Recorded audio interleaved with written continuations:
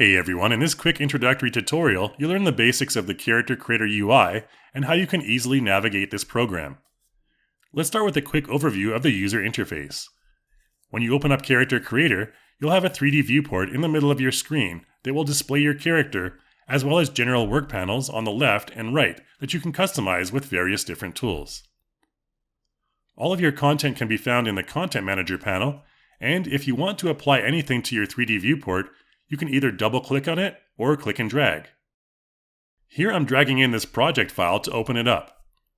Once it's loaded up, I can switch to the Scene Manager, which contains all of the items in the scene, including characters, props, lights, skies, and cameras.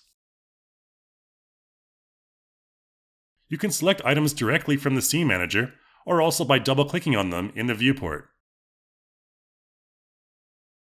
On the right side, you'll see your Modify panel, which is context dependent according to what you currently have selected in the viewport. This is where you'll find a whole assortment of tools to edit the items in your scene. At the bottom, you'll see an animation player which allows you to play back any of the embedded test motions, as well as other motions you may have imported. General tools will appear on the toolbar at the top for easy access. More common commands like New, Open, and Save Project, as well as Render and Viewport Switch can be found here. You may also want to take a look at the more common hotkeys from the Help menu as well. In this scenario, I have a prop in the 3D viewport. To select objects in your viewport, ensure that you are in Select mode. You can also use the Q hotkey. If you want to move the selected object, you can use the button from the toolbar or else the W hotkey. You can also find Rotate on the toolbar, or else use the E hotkey. These are probably the most common hotkeys, so we recommend getting used to them. In the Transform section of the Modify panel, you can press Reset to restore the position and rotation. You'll also see the transform values here. For both Move and Rotate, you have the option to toggle between World and Local. The World axis goes according to the layout of your scene, while the local axis will allow you to move according to the specific axis orientation of your selected object.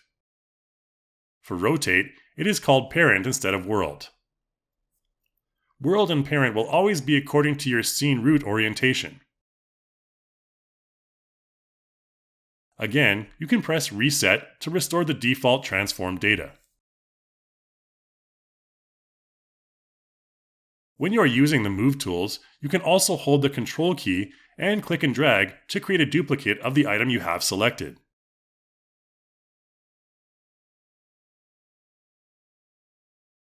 If you want to isolate your selected item, just ensure it is selected and then choose Isolate Selection from the toolbar.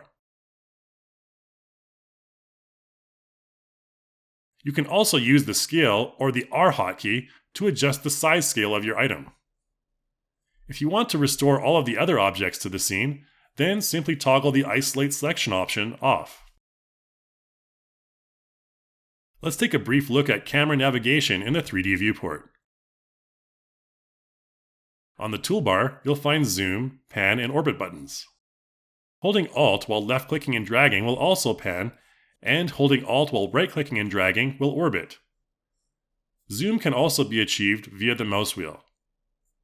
In addition, there is also a drop-down menu with a number of camera presets that you can use as well, each with their own hotkey display beside it. These hotkeys are super useful to remember as they help you navigate your scene much more quickly. For characters specifically, there is a Face button, or simply use the J hotkey to focus on the character's face. Let's end off by taking a look at other basic UI functions. At the top File menu, you'll find major commands like New, Open, and Save Project, as well as Import and Export. Basic undo and redo functions are found in the Edit menu, and this is where you'll also find project settings and preferences.